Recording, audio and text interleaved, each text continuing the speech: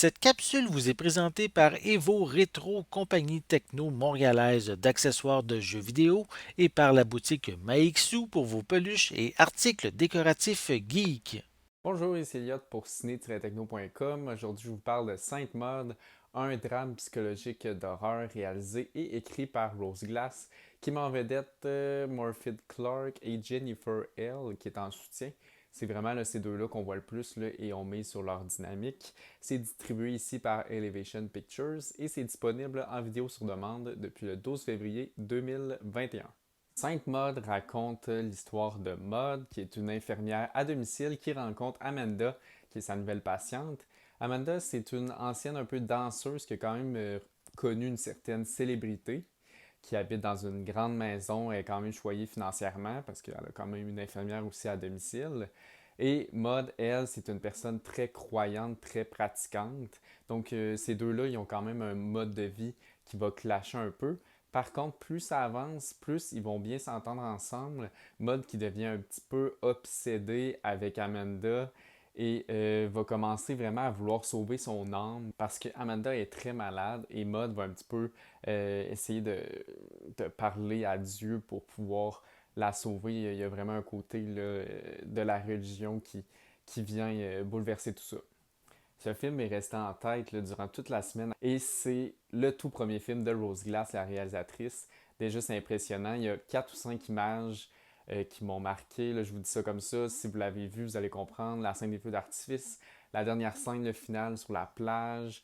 Il y a même au bar, il y a des verres d'alcool qui tournent.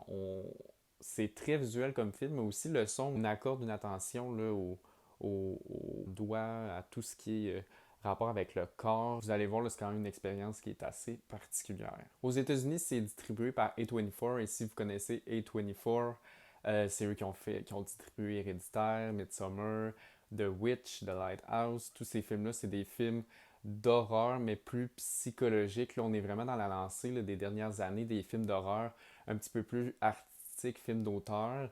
Et Sandman n'en fait pas l'exception.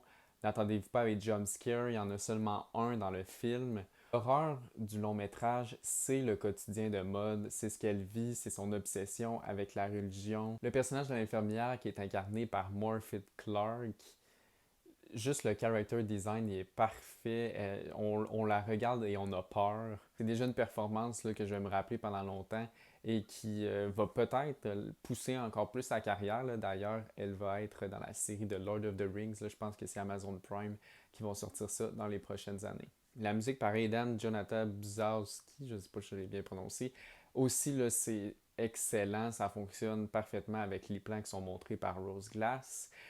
La seule déception, c'est que ça n'a pas été montré assez en salle parce que je pense qu'aux États-Unis, ça se peut qu'il y en ait dans quelques salles là, qui sont ouvertes. Mais je trouve que c'est triste parce que c'est vraiment une expérience, ce film-là. Et j'aurais aimé ça qu'il soit plus reconnu. J'aurais aimé ça, là, je sais pas si ça va être bientôt, mais Netflix aurait pu clairement acheter ce film-là et ça lui aurait montré une clientèle que le film n'a pas présentement. J'espère vraiment qu'il va avoir l'attention qu'il mérite. Le film est d'une durée de 1h24 minutes. J'ai eu une copie numérique. J'ai pas regardé celle sur iTunes, mais sur iTunes, c'est disponible. Il n'y a pas beaucoup de renseignements. On dit seulement qu'il y a du anglais 5.1 et du français pour ce qui est des langues. Sinon, c'est classé 18 ans. On a pas mal juste ça comme information, mais le film est disponible là, en vidéo sur demande. En conclusion, Sainte Maud est un film d'horreur très flyé, psychologique, qui fait peur par la performance incroyable de Morphy Clark. Juste la manière qu'elle bouge, ça donne des frissons. Rose Glass a signé une œuvre visuelle et sonore intéressante. Juste la thématique de la religion, de la santé mentale, c'est super intéressant. Je m'appelle Elliot, merci et je vous souhaite un bon visionnement.